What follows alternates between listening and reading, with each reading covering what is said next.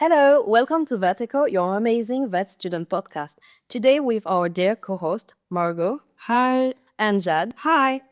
Today we are tackling a big question that many students ask themselves: what if I studied vet med abroad?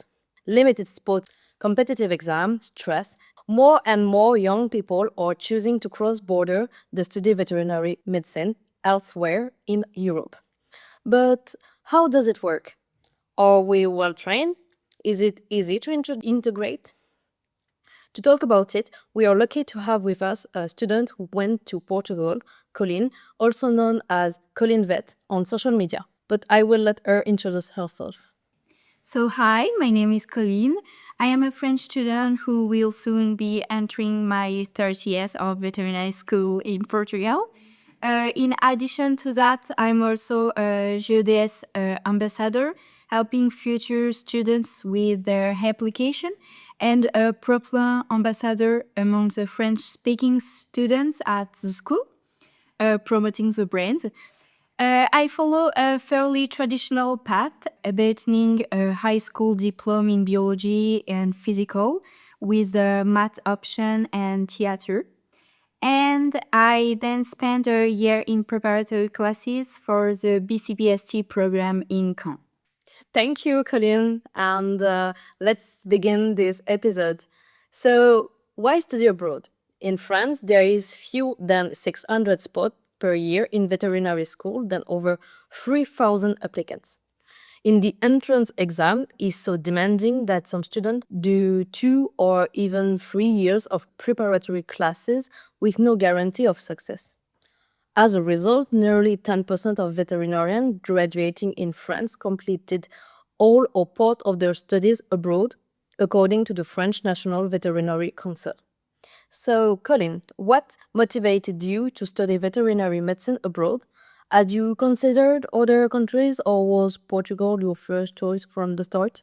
It's the difficulty of getting into schools in France drew me closer to studying abroad. Going abroad also allowed me to obtain my degree more quickly. Portugal wasn't necessarily my first choice. I had also applied to Belgium school, but they took much longer to respond. However, Portugal was still a good option for me because I have a family here, the country is safe, and the prices are attractive. And did you try the entrance exam in France? I didn't try the exam because I left before that happened. Yeah. I only did the first year of preparatory class, but even in just 1 year, I can tell you that I had a really hard time during that period. Yeah, sure. Because every time I went out, I felt guilty for not working instead, and I live locked up in my tiny apartment. So, not to mention the mental state the teacher puts us in during the evaluation. So, I'm very happy to have escaped that situation. And about that, Jad and Margot, I have a little question for you. What was the trigger for you? Like frustration of the exam, desire to explore the world, or tell me? Do you want to start, Jet? No, you can start thinking. Well, I've always wanted to travel. It's something that I like. I like discovering new things, new culture, new language too. And I wouldn't say it was my first choice. I tried to taking entrance exam in France, but I didn't succeed. And so it was also a good way for me to have what I wanted. And at the same time, it was a great opportunity to discover and do something that I would like to do. Yeah, sure. Well, studying abroad was not what I really wanted, but I really wanted to be a vet and was being a vet or nothing. So when I failed the exam in France, I had no choice but going abroad. And Portugal for me was kind of obvious because I'm actually half Portuguese, not even half because both my parents are Portuguese, but I was born and raised in France. But I speak a bit Portuguese. I have a lot of family here, so Portugal for me was obvious. It was the easiest way for me to be a vet.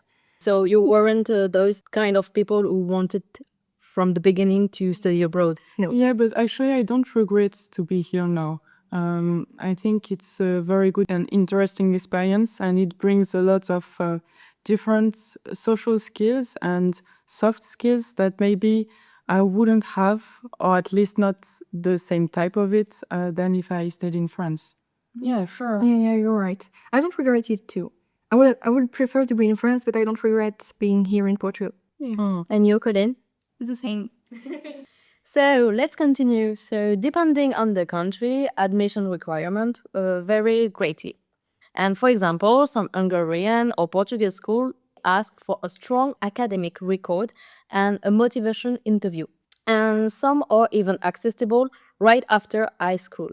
Colin, can you explain how your admission process went? The admission process is fairly straightforward, with everything done on single platforms that is easy to understand. My mother helped me with the administrative paperwork that needed to be authenticated. The admission process is very well supported. I used the platform chat feature many times because I was very stressed. The result came back very quickly for me, and I'm happy about that. And yes, it's easy.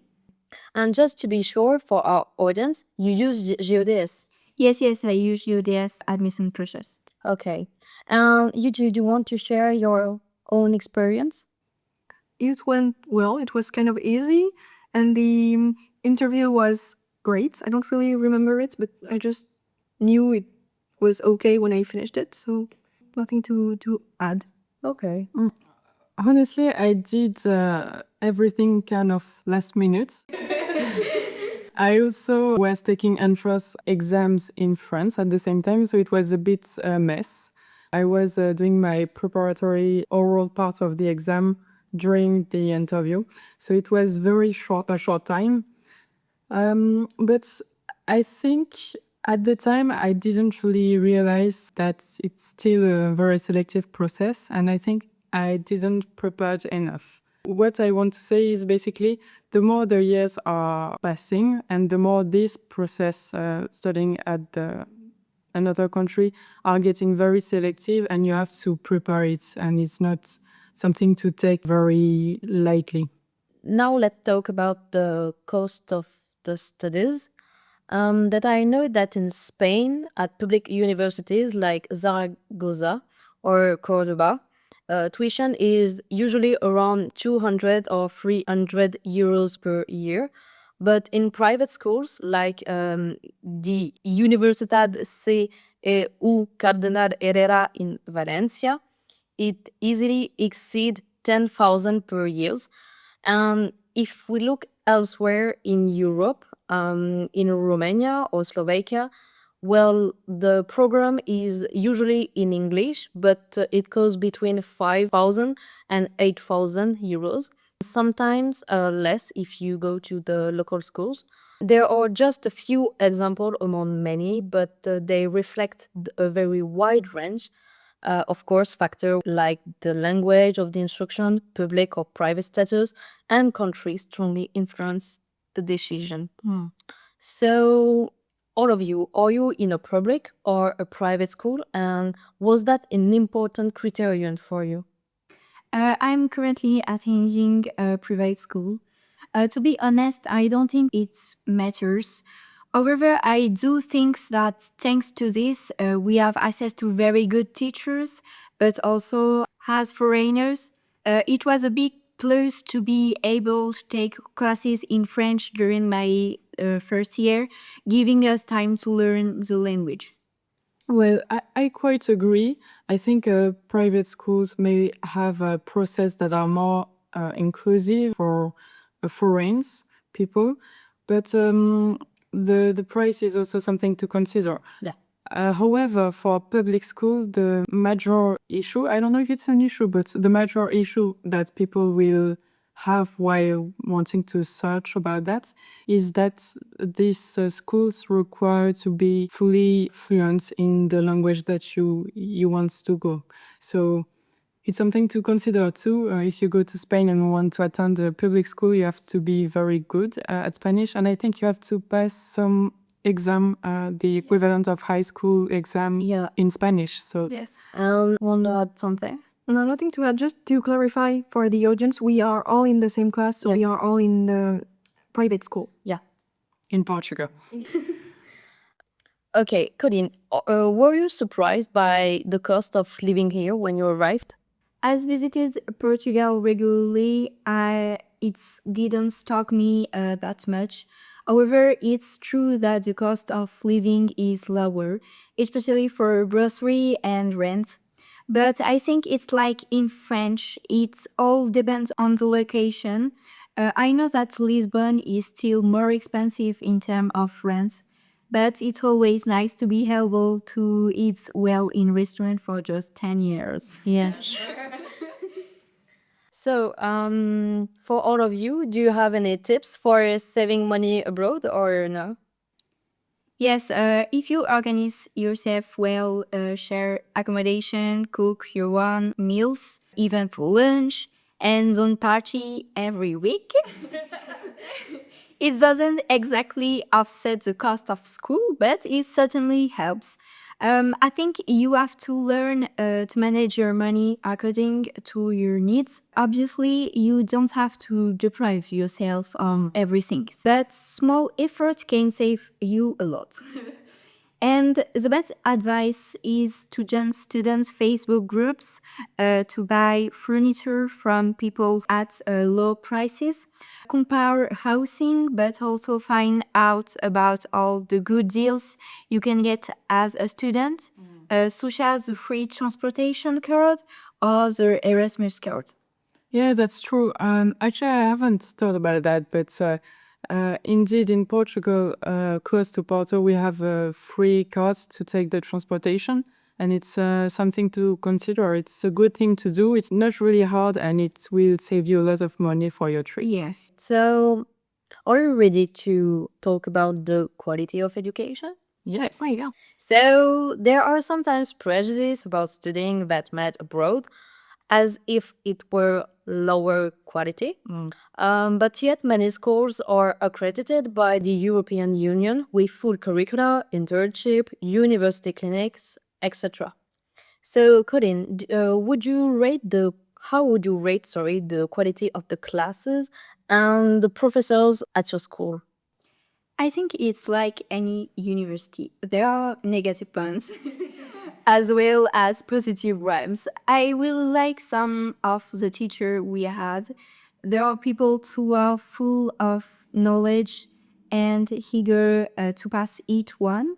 These teachers make you want to stay motivated to do things well, and I think they will leave a lasting impression on us. And at the end of our career, we still think of them. And for you girls, do you feel well prepared for the veterinary profession? Have you noticed any difference in the teaching methods compared to what you expected? Well, fully prepared for the veterinary field, I don't know, because we only are in the end of the second years. And concerning the teaching method, I didn't really expect something specific because it's another country and I knew it would be different from France. But there are some things I was not expected. For example, the fact that the student here can actually choose the dates of the exams. And there is also a big difference that the final exam are spread to 3 weeks, Yes. 3 full weeks, and it's like not more than 1 or 2 exams per week. You will never have 2 exams a day. Yeah, it's or only if you have to repass. I think that depends on the university. Yeah, I do. And also the country. There is some cultural differences. The way that the teacher think it's better to do the exam for their materials. For example, a lot of professors here consider that it's better to do a continuous exam. And so you will have 2 exams, for example, during the semester, one in the middle and one in the end. And it will be maybe more representative of your real level, and also it will help you to learn the material more and not just to learn it 3 days before the final exam. Doing all of that, and then summer is coming and you forget everything. So that's a difference. And to respond to your questions and the point that you have said, I think it's always complicated to know if we are really prepared for the practice. But the thing is, I think it's a bit everywhere like that, because the issue with medicine vets is that we have to be very good at theoretical points, but at the same time, we have a lot of practical in our job. So it's something to consider. You have to have a really strong theoretical knowledge, and after that, you can practice and put some execution on that. So for that, I think it's the problem of the job. Yes, I think the advantage of Portugal is that practical trainings are earlier than in French. Yeah. So you gain confidence more quickly. And I think internships with veterinary students are still essential for really learning on the job. But I'm not worried about the rest of the program, which is like to be very rich. As your working method, I really like the Portuguese method because there is this closeness with the professor, which make it easier to ask questions and take an interest for the research. And there is also another point that I wanted to say about foreigners. So, for example, for us, now it's a bit different because the program has switched to English. But back then, we started the program in French for the first year. And the second year, we had a switch in Portuguese, and now we have all of our classes in Portuguese. And I think on that, the teachers were really kind and supportive. Yeah. They spoke slowly, repeat things when needed, and make sure everything is understood. And that's something that really struck me. Yeah. Because I think this patient make a big difference, and especially for foreign people that just discover a new language, have to deal with all of the materials. And even if in exams, if you have some problem of translation, you can ask a professor, and he will do whatever he can to help you to understand. There is even some professors that have the French translation sheets.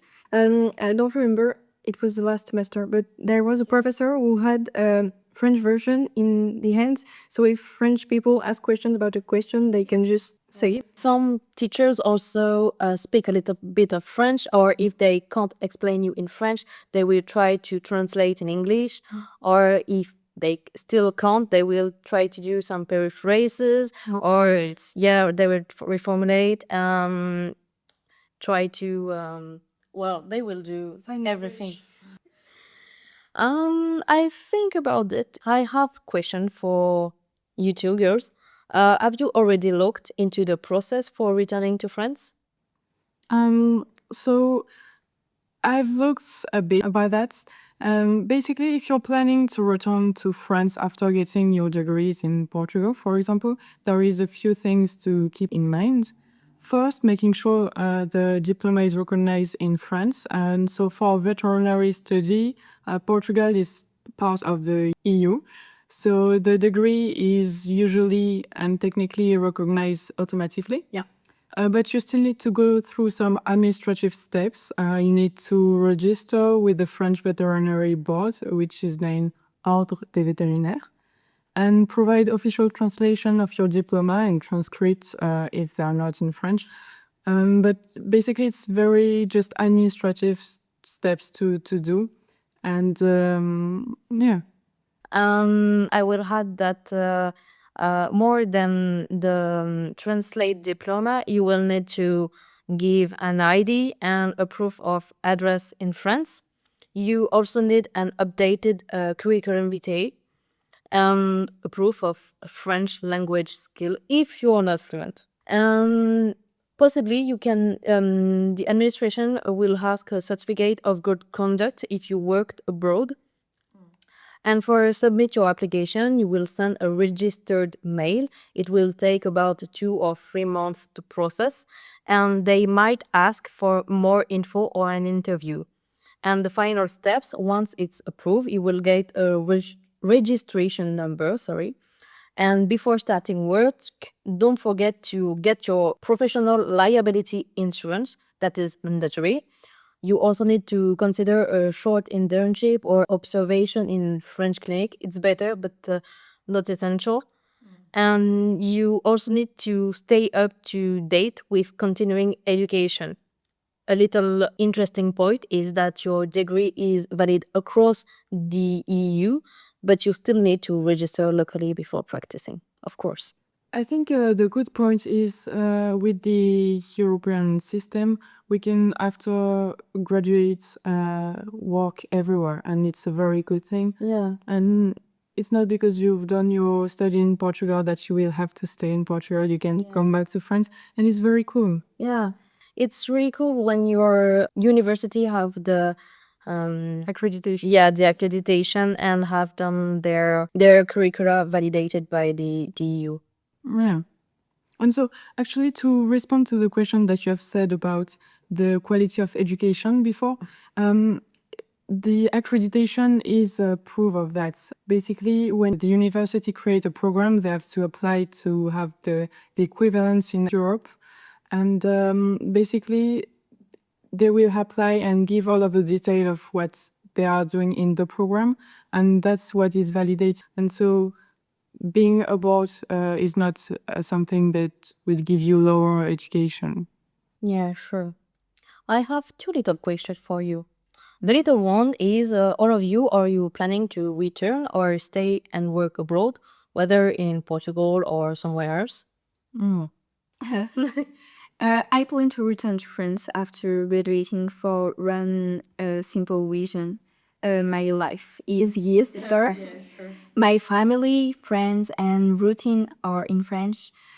Although I love the Portuguese atmosphere, the good humor, and the sunshine here, but I think I'll only come back for vacation. Okay. And you, Jade? Same thing. I'm planning to come back to France to work because that's where my home is. Yeah, sure. So yeah, just come back in France, and like Colleen, I will return to Portugal for vacation because I'm Portuguese, but not more. What about you, Margot? Honestly, I really don't know, but I'm really open to travel. I didn't plan to stay in France all of my life. I'm not saying it will not be the case, I really don't know. But I am more driven by opportunities than by a specific place. So I guess I will see where life will make me go. Okay. And what about you? For me, I know that at the end I want to go back home, like Colleen and Jad, but I keep in mind the fact that I also want to have some years in maybe any kind of country of the world. Travel a bit. Yeah, but mainly in Asia, I think. Okay. Like India or China. I don't know. I will see if it's possible or not. But it's an idea in the back of my mind. But I want to finish my life, my career. Dad. Well, I want to finish my career in Reunion Island, so I will go back home. Okay. Nice. The second question for you is: have you heard any feedback from graduates who return to work in France or no? I don't have any contact who graduates in Portugal, but I do in other countries such as Romania. Yeah. And I know that everything is going well for them. In any case, France has a shortage of veterinarian, so everyone is welcome. Actually, with that, I've seen like it was few years ago. I don't remember the dates, but I've seen reports that were saying that people applying to the French veterinary board, to be a vet there. Half of them were having degrees that were not from France. And so I think it's really typical things. Yeah. A lot of vets, and the more that the years are passing, the more this number will increase. But so there is no issue with finding a job after graduated, and even if you're not from French university. And the second point is being abroad will not mean that you have to stop there. You can specialize yourself. There is a lot of opportunity and nothing is closed. But for Romania, for example, I know that there is some people that did internship and residana. Yeah. Our next point is about the student life and the integration. So when you go abroad, you're not just changing universities, you're changing language, culture, pace, and living environment. And honestly, it's not always easy. So between administrative tasks, cultural difference, and sometimes loneliness, it's a real human adventure. And depending on the country, integration may be more or less easy. For example, in some schools with many international students, group form quickly, often among French speakers. But in other cases, you need to reach out to local students, which can be more intimidating. And then there is the language. Even if the classes are in English, everyday life, housing, paperwork, doctors, internship, all of that often happens in the local language. So, would you be willing to tell us about your first weeks here? Did you face any adaptation difficulties or a funny story or cultural shock from your holidays in Portugal, maybe? I was lucky to have my parents with me the first week, who helped me a lot with my move and all my stuff. As for school, I have to admit that it was also because it wasn't my first year of higher education, as my first year was very difficult for me in terms of stress, friends. But here, everything has happened naturally. I was quite stressed because I didn't know anyone. Yeah. But it was fine. I had actually been texting with dad before the start of the school year, who was in the same situation as me. Okay. And for you girls? I don't have any cultural shock because, as I said, I'm half Portuguese, so I already knew the culture. I was feeling a bit lonely the first weeks because, well, we are in a city where we don't know anyone, and I was a bit stressed because I didn't know if I will be able to make friends and everything. But You did. the first week, I already had Margot. We did It was a form of internship to learn to Portuguese. learn Portuguese. Yes, intensive internship of Portuguese, and we were in the same group with Margot, so we become friends here. I've already talked to Colleen before the beginning of the classes, and we met Rihanna the first day of the real Bex class. Yes, saying the little free electronic. But actually, that's an important point because I think a lot of people that will go abroad will fear that they will not have friends, they will not meet anyone, they will feel lonely. And I'm not going to say it will be easy for everybody. It depends of your degree of, well, if you're social or not, Yeah. if you are used to live alone or not, because you're still in another country, there is not your parents with you anymore. So there's a lot of adaptations, but I want to reassure a lot of people. Everybody is in the same situation when they come abroad. So a lot of people are very open and are very willing to make friends. Yeah, because everyone is in the same situation. It's the same situation for everyone. Everyone is nice. You will have friends. Don't worry. Yeah, sure. And it will be a great experience. But yeah, for me, the first 2 weeks were actually went well. I think the language is something that can be a bit scary for some people. Actually, it wasn't that scary, which maybe was a bad signal. I don't. But the language is quite easy to learn when you are with Portuguese people everywhere around you, Yeah. and when you're just in your life, you have to speak, so you have to make you understood, and it will come naturally. It's not something very, very, I'm not saying it's easy, but I think it's quite natural. Yeah, and people here are nice. They will try to understand what you said. So, yeah, don't worry. But for the cultural shock, it's not really a very huge cultural shock, but because Portuguese culture is actually pretty close to French one. Obviously, there is some difference, and it's very interesting to discover it. But overall, you don't feel lost being here. Yeah. And so one thing that was a bit like a cultural shock for me, but I still find it very great. Yeah. It's that supermarkets and most shops are open on Sunday. That's so cool. And they close pretty late during the week, so that's super convenient for students. They open early. Yes. So for students, for the life students, it's perfect. But even for professionals that work, that's really cool because when you go out of your work, you can go to do your groceries and there are still things. And for store is the same things. We have store close at 11 p.m. Yeah. and it's very cool after exam. Yes. And I think we've done all the subjects. So to finish, Colleen, as an ambassador, you share a lot of advice on your social medias. Would you have a little top 5 for future students to help them integrate well into a foreign university? I think it's very quickly to the response of Margot. Don't be afraid to talk to other people. You have to go for it regardless of their nationality or your language skill.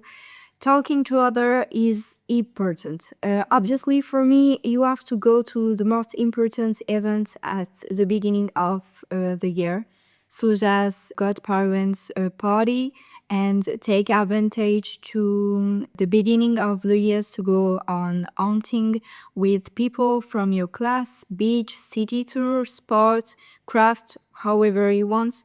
But the most important thing is not to put pressure on yourself to find friends because life will bring them to you, and the most important, stay true to yourself. Okay. And I just wanted to add another thing. I think it's important seeing the study abroad as an opportunity. Actually, it's very good and it gives you a very open mind and the curiosity to look forward. And also, I think it gives you the mentality of understanding that in life, not everything will happen as you expected, and you can have a lot of different ways and paths of doing the same thing. So it's really important to have that and to keep that in mind. You maybe have an objective, and what matters is succeed this objective and not the way that you're doing it. Yeah, I love what you said. So thank you again, Colleen, for your clear and reassuring feedback. It really gave another perspective on studying VetMed abroad. And of course, thank you as well, my dear co-host, Margot and Chad, for your concrete insights. If you are listening us to and currently hesitating on thinking things through, remember, there are more than one path to becoming a veterinarian, as Margot said. And what matters is finding what suits you, and sometimes that path go through another country. So feel free to write to us if you have questions. Follow Colleen on her social medias to learn more about her daily life as a student in Portugal and share this episode around you. I'll see you next month for a new episode of Veteco with Margot.